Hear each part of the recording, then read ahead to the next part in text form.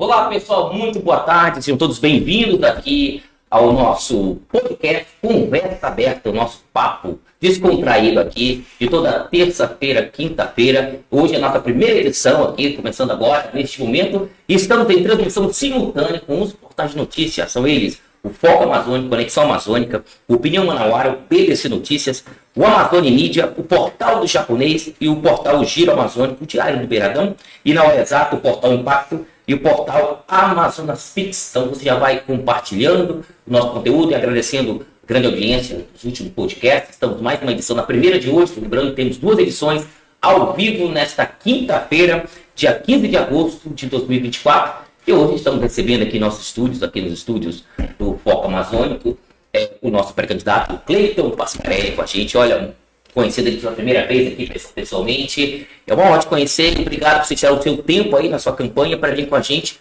compartilhar um pouco da sua história, né? Eu quero conhecer um pouco da sua história. E uma boa tarde a você, Cleiton. Obrigado por estar aqui comigo aqui para a gente bater esse papo, conversa aberta com o meu público, com o público dos portais. São 11 portais assistindo você simultaneamente pelas plataformas digitais, Facebook, Instagram e também pelo canal do YouTube. Boa tarde, Cleiton. Muito obrigado, Marcelo. Boa tarde para você, boa tarde para todo mundo que está nos acompanhando, né? Aí no outro lado da telinha. É uma honra estar aqui. Um grande abraço aí para o Marcão, né? O Marcos, há anos que me dizia assim: pô, Cleiton, vamos lá marcar um cafezinho lá no Foco. Eu digo, vamos, meu irmão, só me chamar que eu vou. E aí, olha só, calhou de vir tomar o café justamente nesse período desse novo projeto. E agradeço a todos aí por sempre estarem me dando energia, né, para continuar nessa ideia. E pode perguntar o que você quiser, Marcelo. Eu estou aqui pronto para essa conversa. Obrigado. E sejam todos bem-vindos ao nosso podcast Conversa Aberta. Hoje eu vou conhecer um pouco da história de vida do Cleiton Pascarelli, que vocês aí conhecem apenas da telinha, dos telejornais. Então vamos conhecer quem é a pessoa. Eu queria que você começasse contando a sua história de vida, onde você nasceu, sua formação profissional, até chegar onde as pessoas conhecem você, talvez só do telejornal. Quem é o Cleiton Pascarelli? Bom, deixa eu tentar resumir aqui. Eu sou amazonense, sou nascido e criado em Manaus. Eu falo isso sempre porque as pessoas acham que eu sou de Brasília. Muita gente começou a me acompanhar o trabalho a partir de Brasília em 2009. Mas não, sou amazonense. Na verdade, eu fui transferido na época da Rede Amazônica para trabalhar em Brasília. Passei 2 anos lá e depois voltei. Sou nascido e criado aqui no Beco do Macedo, bairro Nossa Senhora das Graças, onde eu estudei por boa parte da minha vida, principalmente ensino fundamental, quase todo, na Escola Estadual Nossa Senhora das Graças. Fui amigo da escola, muita gente me conhece lá como o aluno que andava com as chaves da escola, porque eu fui amigo da escola, né? E aí o diretor tinha essa confiança comigo, como eu morava perto da escola.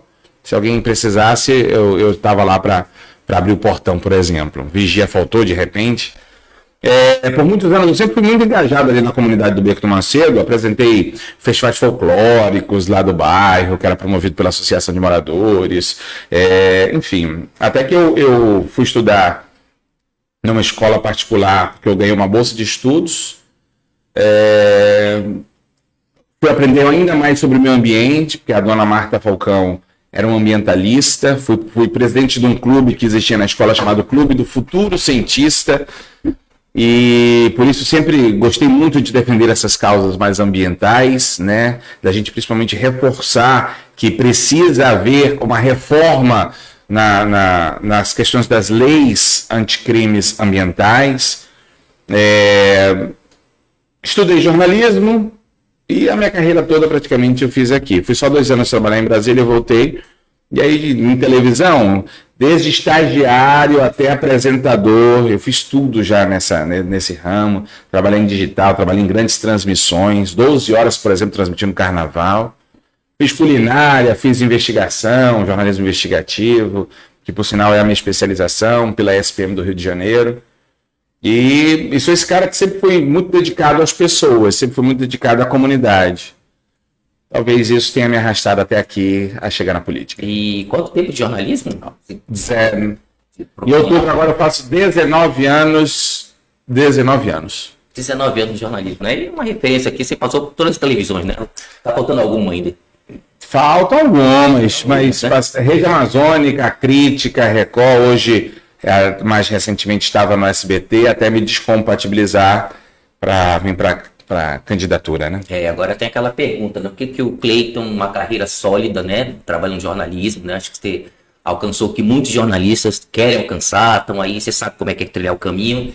E o que motivou você realmente a colocar o seu nome na política, né? Porque tem gente que às vezes coloca o seu nome e às vezes fracassa, às vezes se arrepende por ter feito. Você pensou muito bem assim, será que não vou me arrepender? O que te motivou realmente? O que você falasse para o público isso realmente? Marcelo, o que a gente mais mostra hoje, se você for procurar nesses 11 portais, é a comunidade reclamando de atenção e reclamando de falta de voz, né? Hoje o que a comunidade mais reclama é que a cidade está abandonada. Você anda pelas ruas de Manaus, dentro dos bairros, não são os principais. Anda pelos bairros, está largado, né? Muito buraco na nossa cidade. Parece que não teve gestão nos últimos anos. Então, justamente esse anseio da comunidade me fez começar a pensar nessa seara. Mas todo mundo que me perguntava, desde a minha demissão na Rede Amazônica em 2017, Cleiton, já pensou em ser político? Eu dizia, cara, pensar, nunca pensei não. Mas se isso vier a acontecer, é lá para frente. Sempre falei isso. Claro.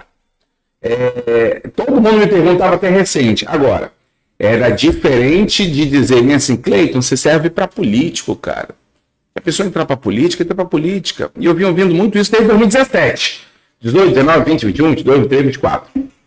Eu sempre orei, amigo. Sou muito cristão. Eu sempre orei. E eu conversava com Deus e dizia bem assim, meu Deus, se isso realmente for da sua vontade, que alguém me convide para entrar. Porque não vou lá bater na porta, né? Vai que... Enfim.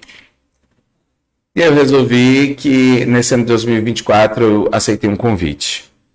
O Rodrigo, que é presidente do PP, me chamou para a gente oxigenar, trazer uma jovialidade, com experiência. É importante a gente falar dessa questão de experiência na política. Você tem quantos anos de jornalismo já, Léo? Marcelo? 2 anos. 2 anos. Mas existe muito pessoa que tem experiência de vida. Isso para o jornalismo é inenarrável. Né? Você poder dizer bem assim, não, mas a Manaus Moderna, por exemplo, que está abandonada hoje, já foi melhor. Após a revitalização dela, era assim que funcionava. Então você tem ali conhecimento de causa da vivência da nossa cidade. É isso que falta para muita gente. O que eu estou dizendo sobre isso? Porque estar consolidado no jornalismo foi o que eu sempre sonhei. Ter um nome reconhecido pela população como um todo, inclusive no interior, isso não tem preço. É um valor imensurável. Mas eu queria poder fazer mais pelo meu povo, pela minha comunidade, pelas pessoas. E aí, quando o Rodrigo me chama para vir entrar na eleição, entrar para o PP, eu olhei para cima assim e disse, já entendi o recado. E resolvi aceitar. Então a resposta que você estava pedindo veio, né? Eu estava pedindo não, né? Que as pessoas pediam e o que eu dizia, se o que eu quiser eu vou, veio. A chamada. Um convite e aí eu resolvi aceitar. E falando tudo isso que você resumiu, tinha até uma pergunta que eu ia fazer, sobre como você vê a política hoje, aliás, não a política, mas os políticos, os candidatos hoje. Porque quando as pessoas, quando elas falam em política, estão desacreditadas.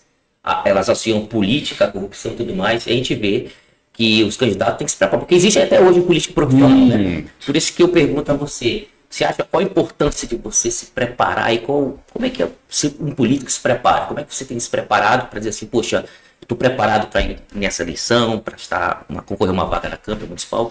Como é que a experiência importante que você falou, está no meio da comunidade, mas como que você se prepara? Marcelo, eu acredito que a vida me preparou para isso. A vida me trouxe até aqui. Como? As pessoas não entendem o que a gente conversa no travesseiro, né? O que a gente pensa no travesseiro. Mas muito antes da minha demissão da Rede Amazônica e de todo aquele afã, todo aquele movimento de internet a meu favor, a vida já vinha me preparando. Quando eu fui amigo da escola, lá na Escola Estadual Nossa Senhora das Graças, eu aprendi um bocado sobre serviço público. De ofício para o diretor requisitar a folha de papel ofício, até requisição para que a gente tivesse ônibus para levar alunos para fazer uma excursão, até como movimentava o controle de uma direção, tudo isso eu aprendi do bem público. E eu tinha só 13 anos de idade. 12 para 13 anos de idade. Depois disso, trabalhar na eleição para o Clube do Futuro Cientista no ensino médio me foi uma baita experiência. Para entender o que as pessoas esperam. E nesse mundo de quase 20 anos de jornalismo, entender as pessoas, para mim, é o primordial. Às vezes as pessoas não querem morar na Suíça. Elas só querem saber quando que a casa dela vai deixar de ficar cheia de lama. Porque o Igarapé ali do União da Vitória transborda com cada chuva que dá. Não precisa ser um temporal. Cada chuva que dá, a casa deles alaga. Então, basicamente eu acredito que a vida veio me moldando e me preparando para esse dia de hoje. Hoje eu me sinto preparado. Talvez se a gente conversasse um ano atrás, eu te dissesse, Marcelo, não sei. Não sei se eu estou pronto realmente, mas passou um filme na minha cabeça. Com esse convite, por isso eu resolvi aceitar, passou um filme na minha cabeça. Estar preparado realmente para entrar na vida, não sei se é vida pública, né? Mas vida política. Vida política, né? Porque na pública a gente, até o Marcelo aqui nos portais, tem uma vida pública. Sim. Agora, sobre politicagem e políticos, toda vez que eu vou para a comunidade, eu converso com as pessoas, a primeira coisa que eu faço é agradecer a todo mundo que está ali na plateia. Porque eu sei o quanto as pessoas estão descrentes da política. E eu até sempre peço para que as pessoas separem muito bem o que é a política do que são os políticos. Eu não tenho como misturar as duas coisas. Um depende do outro, é verdade. Mas se eu mudar os agentes, eu posso construir uma política muito melhor. O grande problema é que, com o passar dos anos, você mesmo falou aqui, os políticos de carreira, né, foram se sentindo muito confortáveis para fazer o que eles bem entenderem. O povo começou a enxergar o seu poder, e realmente o povo tem poder, começou a enxergar o seu poder muito recentemente, digamos que de uns 20, 15 anos para cá. Pode dizer assim que hoje o eleitor já tem alguns critérios, né? Que antigamente a gente lembra de compra de favores, troca de favores, compra de votos que existia. Hoje o eleitor não vê mais isso, né? Que você vê também, pensa dessa maneira. Hoje o eleitor tem mais critérios. Cobra mais. Ele cobra muito mais. Exatamente. Você tem andar na ele é mais exigente. Por exemplo, eu achei até bacana. Tem muitos lugares que a gente chega e o pessoal diz bem assim: só quero saber quais são os seus projetos. Me diga quais são os seus projetos que eu vou lhe dizer se eu aceito ou não. Eu digo, não, sem problema, eu vim aqui para isso, né? Pré-campanha não pode haver pedido de votos, mas a gente pode falar sobre ideias que a gente vai trazer justamente para a campanha que começa amanhã. Então, andando com essas pessoas, eu tenho ouvido muito essa questão do que eles esperam, o que eles querem. Uma coisa é certa. Hoje, as pessoas sabem o que querem. Muita coisa não mudou, tá? A política não tem como mudar da água para o vinho da noite para o dia, certo? Mas eu acredito que o povo já percebeu o poder que tem e tem conseguido se impor diante de tudo isso. Fazendo essa introdução principalmente, eu te digo o seguinte: cada vez mais a gente precisa entender que o ser humano ele é um animal racional que depende da política para sobreviver. Política é o relacionamento, é a conversa, né? O problema são alguns seres humanos que fazem a política de forma errada ou de forma equivocada. E aí é que mora o perigo, mas o povo está mais vigilante, está mais ressabiado disso aí. É isso aí, pessoal. Muito boa a nossa conversa aqui. Estamos ao vivo, transmitindo simultaneamente para 11 portais de notícia. Aqui a conversa, esse bate-papo com Cleiton Pascarelli, que está aqui com a gente, pré-candidato a vereador pelo Partido Progressista aqui na cidade de Manaus. Eu quero dar a audiência rotativa aqui das nossas redes sociais e do Facebook. Estamos ao vivo com o portal Foco Amazônico, o portal Conexão Amazônica, Opinião Manauara, o VLC Notícias, a Amazônia Mídia, o portal de japonês, portal Giro Amazônico, e o portal Diário do Beiradão, portal Na Hora Exata, portal Impacto e portal Amazonas Pix. Sejam todos bem-vindos, a vocês seguidores, vocês que acompanham as notícias aqui no nosso portal com jornalismo com credibilidade e também com responsabilidade com respeito a vocês que acompanham esses portais. Cleiton, mais uma vez, voltando aqui falar com você, a gente queria saber se você é eleito, né, se é uma vaga lá, tudo mais, como é que essas pessoas que têm visitado as comunidades, como é que vai ser a sua forma de trabalho para eles terem acesso a você? Olha, nós votamos nele, como é que este encontro lá? Você vai ter uma rede social, como é que você vai trabalhar para atender o povo, a demanda? É importante a gente falar sobre isso. Eu sempre converso com as pessoas e digo o seguinte, nós precisamos entender quais são as funções primordiais de um parlamentar, de um vereador. Né? A gente precisa entender o seguinte, o vereador tem que criar leis, ele faz parte do poder legislativo, então ele tem que criar leis, mas não são leis do tipo, vamos criar data comemorativa para não sei o que lá. Não, vamos fazer uma homenagem ao Beltrano, que é meu amigo comerciante empresário. Pode existir isso? Deve, está na legislação, beleza? Mas a gente precisa entender que essas leis interferem diretamente na vida das pessoas. E precisa existir essas leis, né? Então, o primeiro papel fundamental do vereador é criar leis que sejam um controle social para aquela população. Segundo, precisa ser fiscalizador. O vereador precisa ser fiscalizador. E é fiscalizador não só do prefeito e do seu secretariado, é fiscalizador do serviço público como um todo. Ou seja, se o vereador sabe que a UBS X está desativada há muito tempo, precisa cobrar. Se está faltando escola numa certa comunidade, precisa cobrar. Faz parte da essência do vereador.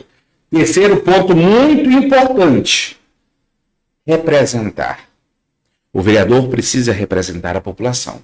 E ele não tem como dizer bem assim, não, mas o fulano só representa a comunidade X, a comunidade Y e a comunidade Z, que foram as que votaram nele. Ele não sabe quem votou nele. O voto é secreto justamente para isso. Ele tem que representar aqueles que o procuram. Correto? A partir do momento que a gente entende essas funções, a gente entende o nosso papel como cidadão, e entende o que a gente pode procurar do vereador, do político, enfim, como um todo. A Câmara Municipal, assim como a Câmara Federal, assim como as Assembleias Legislativas, elas precisam ser a casa do povo.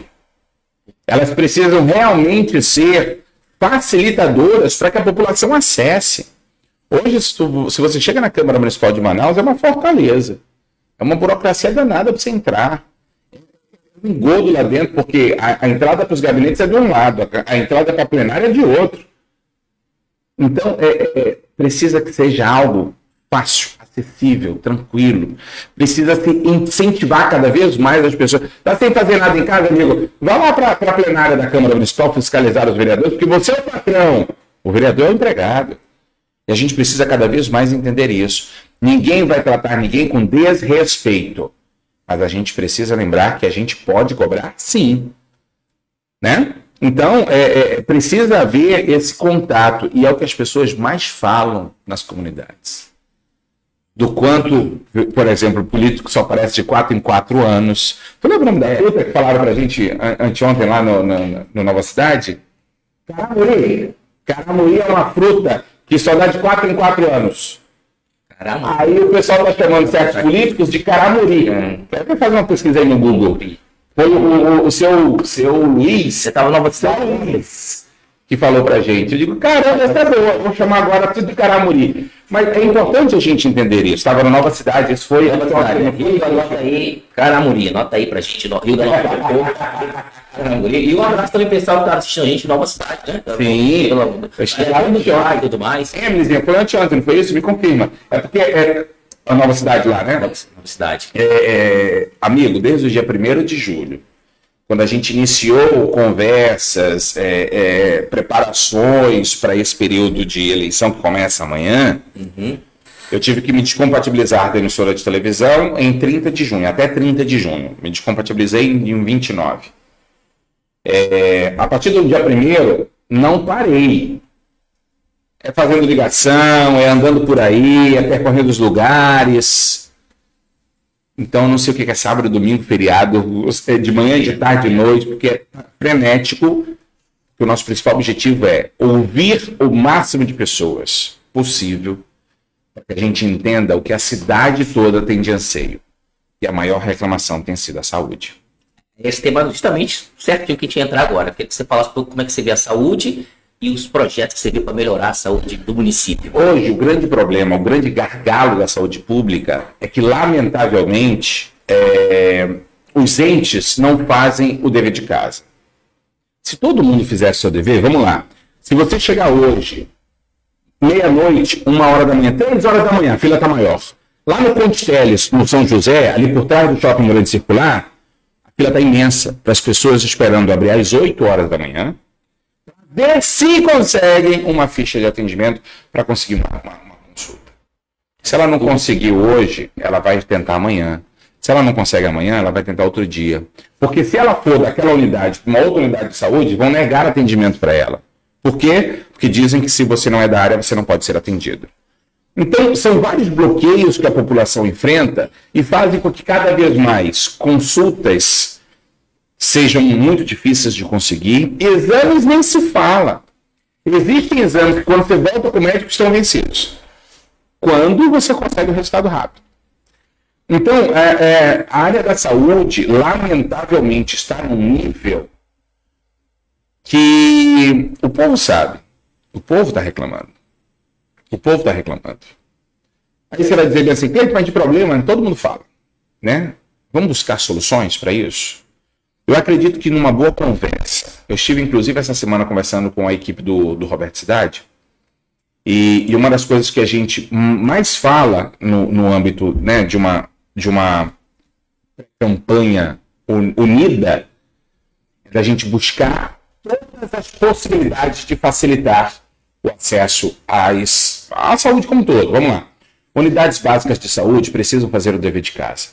Atender mais do que 20 pessoas por dia é extremamente necessário. Senão você nunca vai conseguir diminuir essa fila de acesso. Estou falando só de consulta. Né? Outra coisa que o Roberto diz que quer acabar é a questão de você, por exemplo, mas se essa unidade básica de saúde está completamente lotada, a do bairro do lado aqui tem menos gente, cara, eu vou lá pedir ajuda e vou pedir uma consulta. É só você entender como funciona o sistema. Hoje, se tu perguntares 10 pessoas, a população sabe quais são as unidades superlotadas, quais são as unidades que têm menos acesso, né, que têm menos chances de você conseguir uma consulta, e quais são as unidades que não têm certos profissionais. O povo te diz isso. Sabe por quê? Porque é o povo que sofre.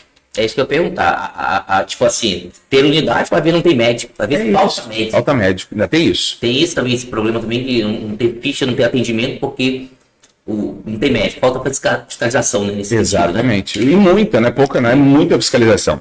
Eu tenho um dado que diz que hoje das 168 a 167 unidades básicas de saúde, menos de 100 tem, por exemplo, dentistas no seu corpo técnico. Aí você anda pela periferia, as crianças estão cheias de cáries nos dentes. Eu tenho como responsabilizar somente os pais? Não. Porque às vezes falta instrução até mesmo para os pais. Até mesmo para os pais. Tem pai que tem a ideia de que os dentes de leite podem ficar cariados, que é bom para cair mais rápido para o permanente nascer.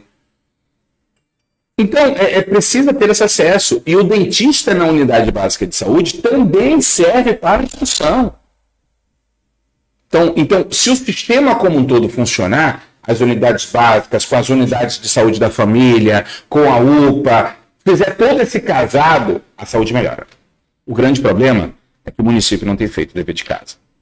Boa, Peito. É o seguinte, a gente estava falando aqui no OP, agora, antes de começar o programa, a respeito sobre a Guarda Municipal. Certo, segurança. Sobre segurança, a Guarda Municipal, por gentileza. Eu fiquei muito feliz essa semana que o próprio Roberto falou sobre contratar 1000 guardas já no primeiro ano de possível mandato, né, se eleito for.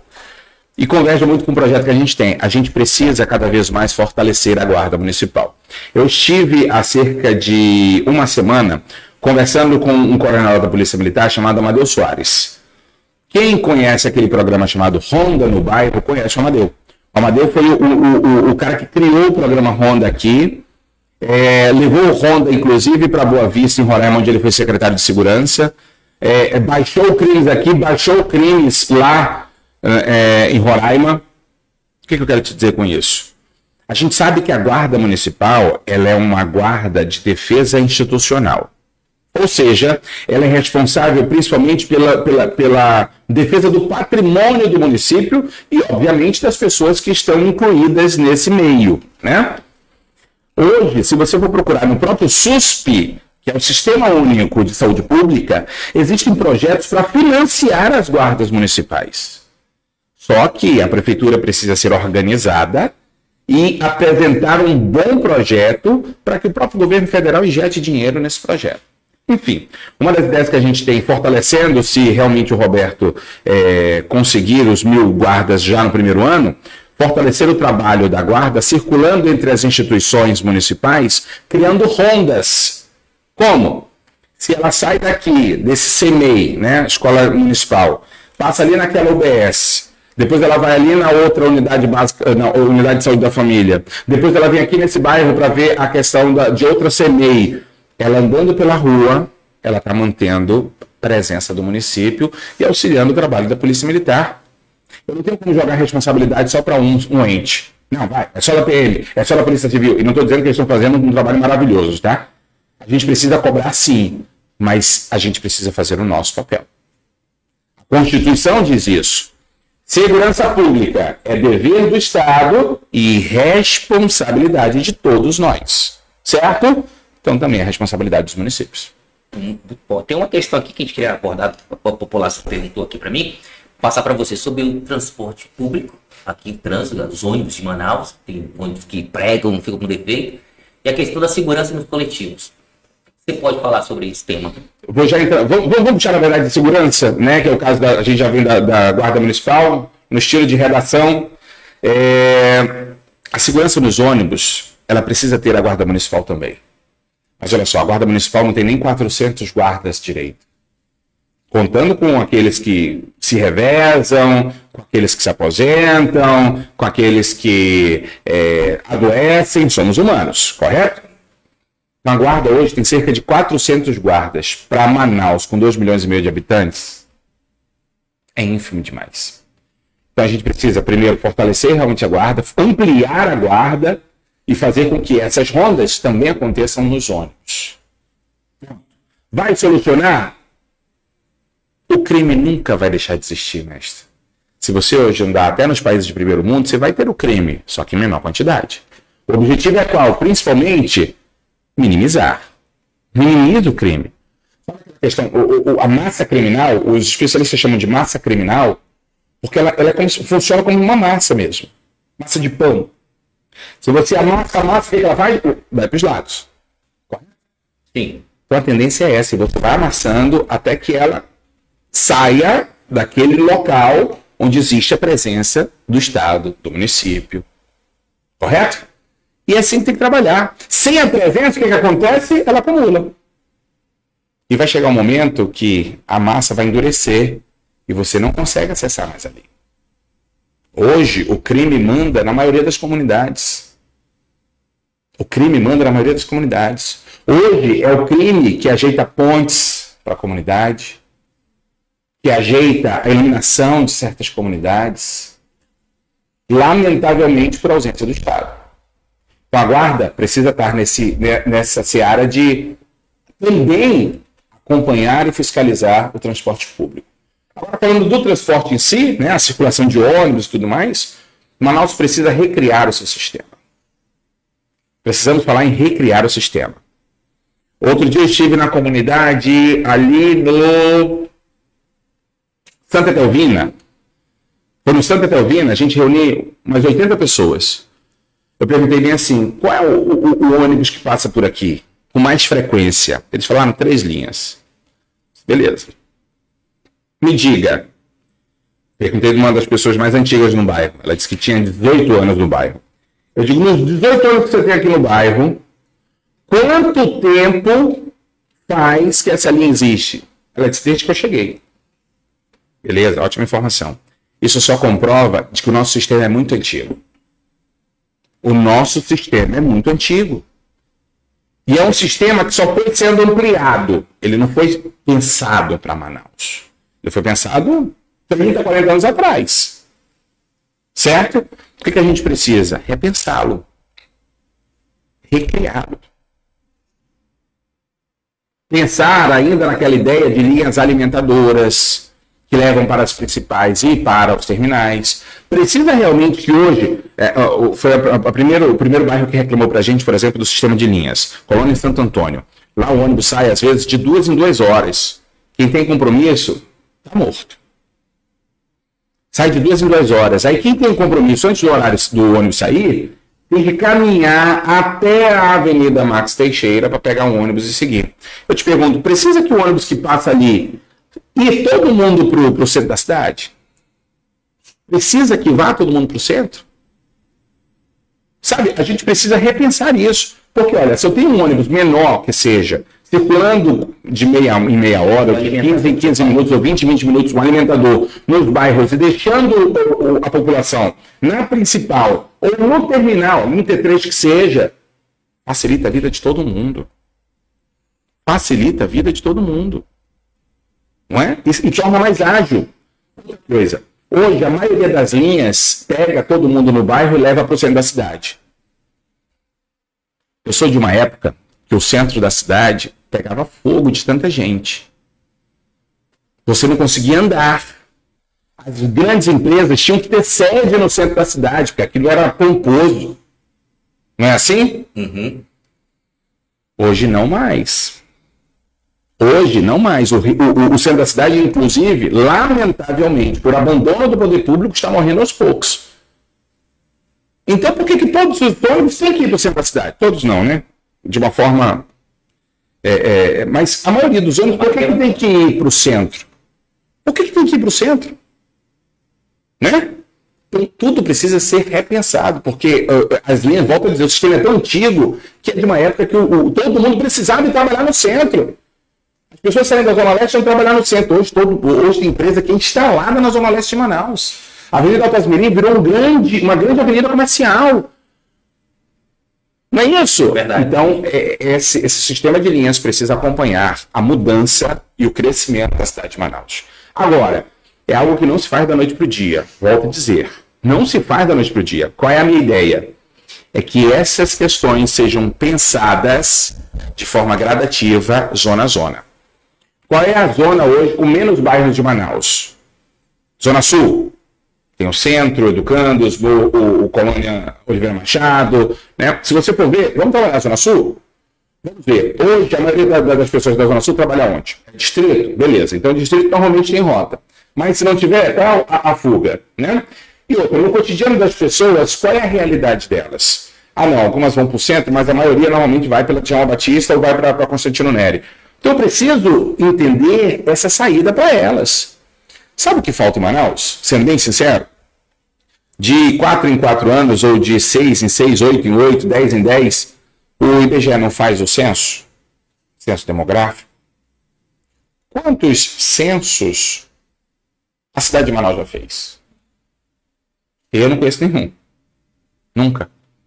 Porque ela precisa fazer uma pesquisa de campo para entender a realidade e a movimentação da população dela.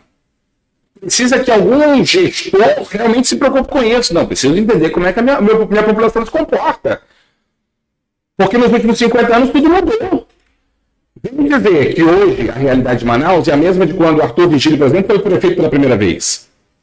Não, mudou. Outra coisa, o próprio sistema de transporte alternativo e executivo perdeu a sua essência quando foi criado lá em 2006 pelo Serafim.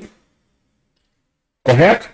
Ele tinha uma ideia, ele inclusive nasceu para ser temporário, acabou se perpetuando e acabou se perdendo com o passar dos anos. E não estou dizendo aqui, tá, gente, porque as pessoas adoram deturpar tudo.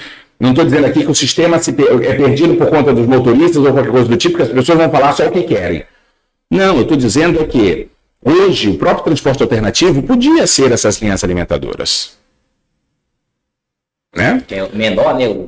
Exatamente. E outra, podia ampliar os alternativos para outros bairros, para outras zonas. Correto? Vamos começar a construir um transporte alternativo só para a Zona Sul, estudar melhor as linhas, saber para onde vai direcioná-las e seguir com o planejamento. Se está funcionando tudo bem na Zona Sul, vamos agora para a Zona Oeste, ali do lado. Depois caminha para a Zona Centro-Sul. Depois caminha para a Zona Centro-Oeste. Aí vai para a Zona Leste. Para depois entrar na Zona Oeste, para entrar mais ali na Zona Norte, né? E Oeste eu digo Tarumã, Parque Riachuelo e tudo mais. Por quê? Porque são as zonas mais populosas, vão dar trabalho. Começar pela Zona Norte, começar qualquer projeto desse tipo na Zona Leste, vai dar dor de cabeça, vai dar trabalho. Mas a gente precisa começar. Eu sempre digo, falta vontade política. Por quê? Porque muitas vezes o político, seja vereador, prefeito, governador, deputado, enfim, muitas vezes assume pensando lá na frente o que ele pretende. Vou trabalhar 4 anos, então preciso de projetos que me deem um resultado daqui a 4 anos para que lá na frente eu consiga resultado para a reeleição, por exemplo. Eu te pergunto, quem já andou por grandes cidades como Rio de Janeiro, São Paulo, Brasília, acha que o metrô, por exemplo, foi construído tudo numa gestão de um prefeito ou de um governador? Não. Ao longo dos 20 anos atrás, alguém fez uma linha, o outro veio estendeu a linha, o outro veio fez outra linha, o outro caminhou para o outro lado, e assim vai. Isso está um projeto de Estado, e não um projeto de governo, e não um projeto para se reeleger. Então a gente precisa sempre se preocupar com isso, precisa ter vontade política e precisa realmente se preocupar com as pessoas. Eu não quero fazer um projeto para, porque daqui a 4 anos eu quero ver, né? Ou então só fazer o trabalho, obras e mais obras no 4º ano de mandato. Quando tiver pronto, assim, exatamente, para mostrar trabalho e tal. Os 3 façam ali, empurrando com a barriga. É o que o povo vê. Ainda bem que o povo está pagando. O povo está vendo isso aí, ó. Está aparecendo agora com obras, está aparecendo aqui para procurar melhorar aqui a comunidade, porque é ano de eleição. O povo até fala, escuta o povo falando, vai vir político aqui, eu não vou receber ninguém, está aparecendo, nem quer nem saber, é político, não quero saber. Criou, né, essa imagem do político, né? E agora tem essa renovação de jovens, de pessoas que estão entrando na política, se preparando, né? Estudando realmente para ver o que é a população. E é isso aí. Bom, Cleiton, a gente está chegando no final do nosso podcast, tá bom? Eu quero agradecer a audiência dos portais que estão com a gente ao vivo, simultaneamente, o portal Foco Amazônia, o portal Conexão Amazônica, o portal Opinião Mandalara, BBC Notícias, o portal Amazônia Mídia, portal do Japonês, portal Giro Amazônico, o Diário do Beiradão, portal Na Hora Exata, o portal Impacto e o Amazonas Pix. Agradecendo toda a audiência de todo mundo, eu queria te agradecer também a presença do Cleiton Pascarelli aqui com a gente, pré-candidato aí do Partido Progressista. Você tem suas conexões finais aí na câmera 2. Fica à vontade de deixar suas redes sociais para o pessoal acompanhar o seu trabalho, acompanhar a sua rotina, e você fala onde você vai estar amanhã, então fica à vontade, câmera 2. Quero aproveitar, inclusive, para convidar você, nessa noite, madrugada, meia-noite e um minuto, eu vou fazer uma live nas minhas redes sociais para a gente fazer essa transição de pré-campanha e para começar efetivamente a campanha política para vereador de Manaus.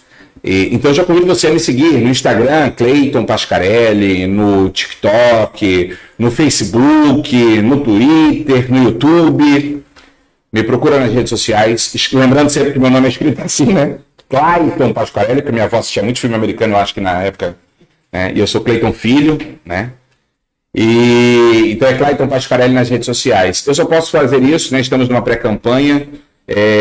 Mas eu quero cada vez mais conversar melhor com vocês, convido vocês a estarem me acompanhando e mandando mensagem também, tá? Que a gente responde todo mundo. Obrigado, Marcelo. Obrigado. É isso aí, pessoal. Estamos finalizando o nosso podcast, nossa primeira edição. Daqui a pouco, às 16 horas, ao vivo, teremos nossa segunda edição aqui do podcast Conversa Aberta. Ficamos por aqui. Quero agradecer a audiência. Cleiton, muito obrigado. Obrigado, meu mestre. Deus abençoe. Amém. Obrigado. Boa sorte. Pessoal, fiquem todos com Deus. Te vejo daqui a pouco, às 16 horas, ao vivo, aqui na nossa segunda edição do nosso podcast Conversa Aberta. Fique com Deus. Até logo. Tchau, tchau.